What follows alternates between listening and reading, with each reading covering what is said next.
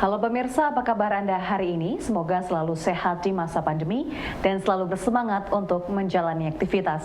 Bagi pemirsa yang harus tetap bekerja di luar rumah, jangan lupa untuk selalu menggunakan masker. Hari ini program Berita News Point hadir menjumpai Anda bersama saya, Belinda Amanda. Selama 30 menit ke depan, News Point akan menyajikan berita terbaru seputar Universitas Brawijaya dan Malang Raya. Jangan kemana-mana, keep on our channel, News Point.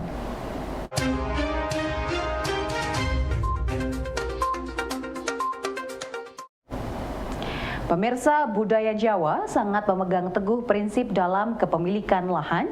Persoalan sengketa lahan memiliki konsekuensi terhadap aspek kehidupan bahkan saat seseorang meninggal dunia. Budayawan sekaligus pakar kebijakan publik via UB, Dr. Rianto menyampaikan bahwa program pemerintah dan regulasi terkait pembebasan lahan, sertifikat tanah harus mempertimbangkan nilai budaya yang ada di masyarakat sehingga dapat diambil jalan tengah yang dapat dipahami oleh masyarakat.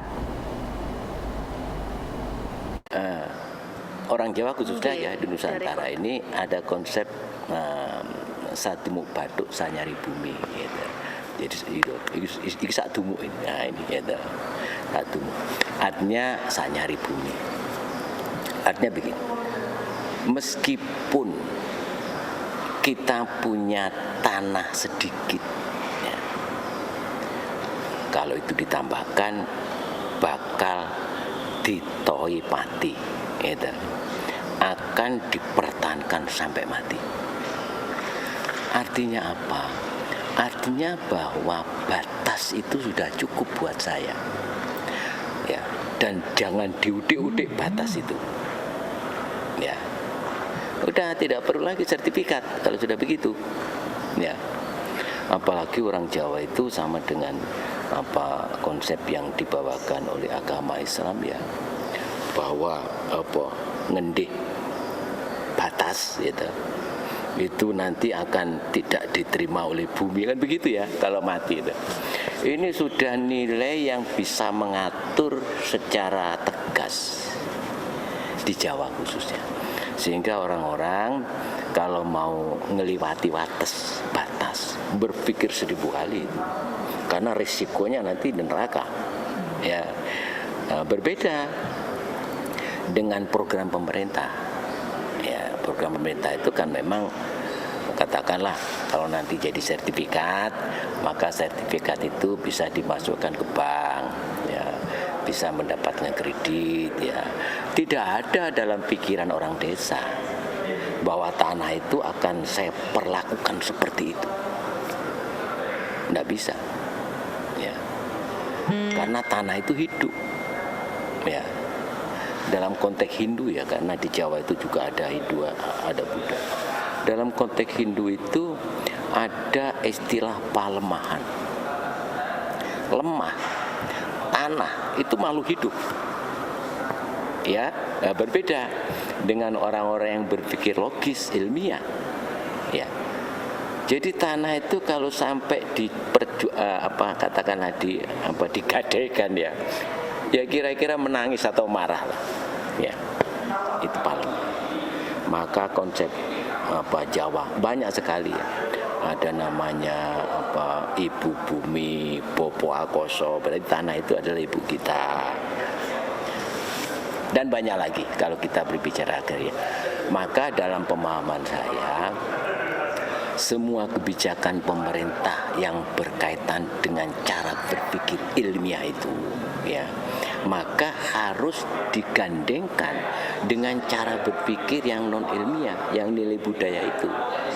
Sehingga ada jalan tengah, minimal pemerintah bisa menjelaskan pada masyarakat. Pemirsa, Musabaqah Tilawatil Quran atau MTQ mahasiswa Universitas Brawijaya tahun 2022 kembali diadakan secara luring. Musabaqah yang berlangsung mulai hari ini dijadwalkan akan selesai pada tanggal 19 Juni 2022. Ketua Panitia Ratno Bagus Edi Wibowo menjelaskan, untuk MTQ tahun ini terdiri dari 9 bidang yang melombakan 15 cabang lomba. Bagus mengaku gembira karena MTQ ini diikuti oleh 150 mahasiswa dari seluruh fakultas yang ada di Universitas Brawijaya. ini semuanya akan kita laksanakan secara luring di UB ya, di UB ada yang di Filkom, ada yang di MIPA, ada di fakultas, beberapa tempat di fakultas. Ada 9 jenis kategori MTQ 2020 tahun ini, ada 15 cabang lomba. Nah, alhamdulillah peserta yang dari seluruh kafilah dari seluruh fakultas itu ada 150 kafilah, 150 peserta. Nah, itu tentu hal yang menggembirakan.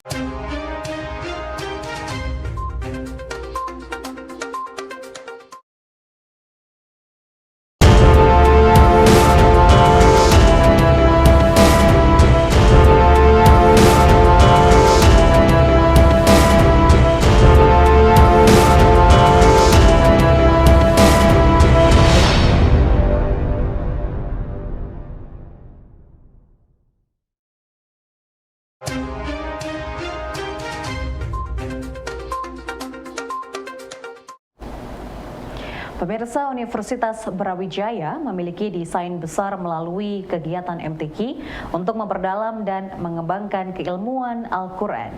Untuk itu dalam momen MTQ ini, UB menggandeng berbagai pakar mulai dari asosiasi Hafiz hingga pakar IT dan coding untuk merancang berbagai kemudahan seperti aplikasi yang berfokus pada pembelajaran Al-Quran.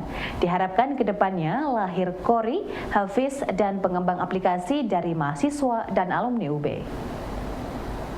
Kalau targetnya itu grand design pengembangannya, kita memang membiasakan fastabiqul khairat ya, artinya berlomba dalam hal kebaikan.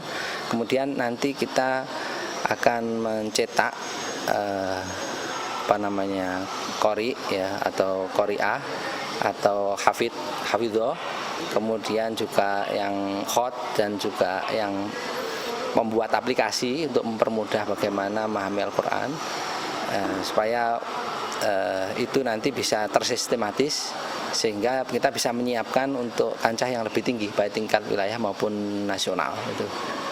Kalau untuk juri-jurinya sendiri Pak, apakah UB itu dari internal atau mungkin menggandeng asosiasi, misalnya karena ada asosiasinya ya, ingat saya asosiasi Qori dan Hafid dan sebagainya. Ya, ada Jamiatul Qura wal Hufat. Tentu kita karena ini Al-Quran kita ambilkan dari ahlinya ya, tentu yang dari Jamiatul Qura wal Hufat yang terlibat, sehingga bisa anak-anak di UB ini bisa belajar banyak dari para senior-senior ya, baik yang tergabung di dalam mahasiswa yang telah berhasil sebagai kontingen UB yang telah pernah berhasil, maupun yang pembinaan langsung dari pembina-pembina memang ahli di bidang mungkin hafid, ahli di bidang qiraah, ahli bidang tartir, ahli di bidang khot, ahli juga di dalam bidang aplikasi ya, bagaimana membuat aplikasi-aplikasi sehingga Al-Quran itu semakin menarik dan semakin mudah dipahami. Pemirsa, pengembangan artificial intelligence untuk mendukung dan memudahkan berbagai hal saat ini terus berkembang baik di Indonesia maupun Malaysia. Guru Besar EAU Malaysia Profesor Titi Kawa Abdul Rahim ketika berbicara di Fakultas Vokasi UB mengatakan saat ini baik di Malaysia maupun Indonesia dirinya melihat pengembangan artificial intelligence yang terus berkembang. Di Malaysia, artificial intelligence dia sedang bergiat, dia punya advancement dia sangat rancak ya, yang mana banyak aplikasi dan banyak proses-proses dijalankan menggunakan artificial intelligence ya, dan saya lihat di Indonesia juga tidak kurang ya, tapi walau bagaimanapun kita perlu meningkatkan lagi tenaga kepakaran dalam bidang artificial intelligence ini ya. Jadi di situ penting bagi universiti-universiti melihat atau memberikan latihan kepada para pelajar dan juga membangunkan kepakaran dalam bidang artificial intelligence. Fakultas Vokasi terus bergerak untuk memperkuat jejaring bagi dosen dan mahasiswa skala internasional. Salah satunya dengan bekerja sama dengan Asia A University Malaysia dalam dalam beberapa bidang.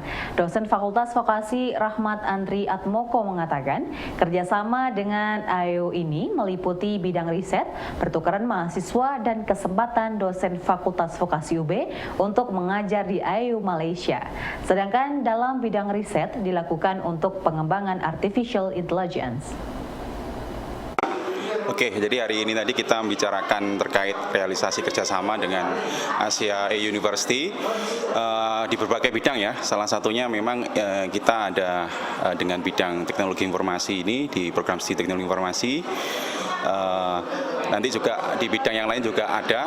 Tadi ada tawaran untuk memberikan dosen kita bisa ngajar di Malaysia ya.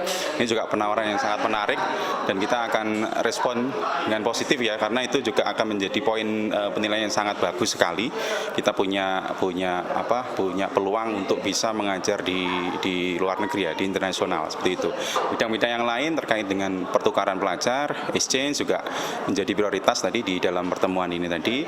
Nanti kita akan programkan mahasiswa kita untuk saling mengunjungi ya, bisa untuk program outbound ke kampus AEU ataupun mahasiswa AEU ke tempat kita di Fakultas Vokasi.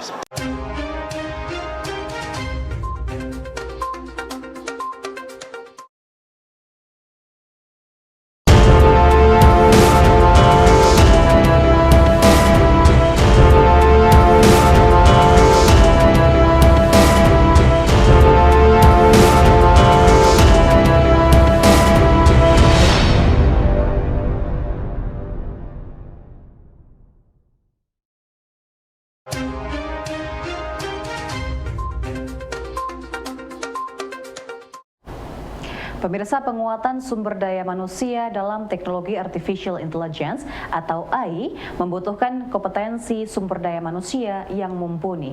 Maksud kami untuk itu penguatan kemampuan SDM menjadi poin penting bagi dunia perguruan tinggi. Profesor dari Asia A University, Profesor Titik Kawa Abdul Rahim pada kuliah tamu di Fakultas Vokasi UB menuturkan pentingnya penguatan kepakaran dalam bidang manajemen sistem AI yang harus dikuasai oleh insan kampus. Hanya lebih kepada membangunkan sistem. Ya, dari membangun sistem itu dia berkait dengan coding juga. Ya, tetapi sekarang banyak coding itu telah diringkaskan sebab banyak aplikasi-aplikasi yang mana deep learning proses itu sudah dibangunkan. Kita hanya menggunakannya. Ya, jadi dari segi coding dia akan lebih ringkas. Tapi walau bagaimanapun sebelum kita boleh sampai ke tahap coding, pengetahuan awal mengenai artificial intelligence itu perlu diketahui dulu. Jadi maknanya fundamental AI itu kena tahu. Barulah pelajar itu boleh menghayati dan membangun. Pemirsa, sekolah keragaman yang digelar oleh Universitas Brawijaya merupakan salah satu upaya untuk menanamkan dan memupuk nilai multikultural bagi mahasiswa UB dan masyarakat umum. Dosen FIB UB sekaligus Ketua Sekolah Keragaman Sigit Prawoto menjelaskan, sekolah keragaman yang diadakan Universitas Brawijaya terkonsep dengan baik. Sejak awal para penggagas sudah memiliki kurikulum dan modul yang sesuai dengan kondisi dan dapat diterapkan dalam perkuliahan. Keragaman ini adalah satu program yang digagas oleh kelompok kajian Wargakarta yang sudah idenya itu 2 tahun yang lalu, sekitar 2 tahun yang lalu, kemudian kami godok selama 1 tahun dan kami bisa laksanakan mulai tahun yang lalu. Dalam sekolah keragaman ini kami ingin sebenarnya memberikan pembelajaran, penguatan tentang nilai multikulturalisme, pemahaman nilai-nilai multikulturalisme kepada mahasiswa Universitas Brawijaya terutama dan masyarakat secara umum melalui berbagai macam rancangan kegiatan. Ya, kegiatan yang kami laksanakan di awal karena ini namanya sekolah, maka kami bingkai kegiatan ini dengan nuansa yang akademis gitu ya. Bahwa kami melaksanakan kegiatan diawali dengan menyusun kurikulum, menyusun modul, kemudian ada buku pedoman yang kami buat untuk pedoman itu dilaksanakan dan menjadi guideline gitu ya, pelaksanaan kegiatan ini. Kemudian modul itu kami susun bersama dengan teman-teman dari dosen-dosen mata kuliah Pancasila untuk pada pelaksanaannya modul tersebut menjadi bagian dari perkuliahan. Pemirsa, Direktorat Inkubasi Inovasi Bisnis atau DIB Universitas Brawijaya yang menjadi leading sektor pengembangan usaha rintisan atau startup memamerkan puluhan usaha rintisan mahasiswa yang menjadi binaan mereka. Tujuan dari pameran ini menurut Kepala Pusat Inkubator DIIB Dr. Wahidiat Moko adalah untuk mengenalkan kepada warga UB berbagai usaha rintisan yang telah berhasil diinkubasi oleh DIIB dan siap untuk berkembang menjadi usaha rintisan unggulan. Intinya kan kita ingin memperkenalkan ya produk-produk yang kita miliki itu untuk nantinya bisa dihilirisasi. Ya, dan hal ini berkaitan dengan UB PTNBH tahun 2022. Ya, di mana nantinya kalau visi kami, tenan-tenan kami ini nantinya memberikan sumbangsi ya bagi pendapatan UB ke depan. Ya, maka nanti di masa yang akan datang tenan-tenan yang kita bina itu kita nanti punya saham di situ. Ya, di mana dari hasil saham itu nanti menjadi masukan dari UB ke depan. Jadi UB ini tidak hanya ngeluarin duit saja untuk pengembangan itu, tapi diharapkan nantinya juga dari tenan yang kita kembangkan itu juga nanti menghasilkan sesuatu yang bisa menjadi pendapatan dari UB ke depan. Nah, itu visi kami di DI2B. Ya, jadi kita sekarang ini dalam rangka memperkenalkan ini dalam upaya untuk menghilirisasi ya, supaya produk-produk kita itu dikenal di masyarakat, dan acara-acara semacam ini nanti akan kita terus kita lakukan. Pemirsa, informasi tadi sekaligus menutup perjumpaan kita hari ini. Jangan lupa untuk selalu menyaksikan News Point setiap hari pukul 19.30 waktu Indonesia Barat hanya di UB TV, Televisi Pendidikan Universitas Brawijaya.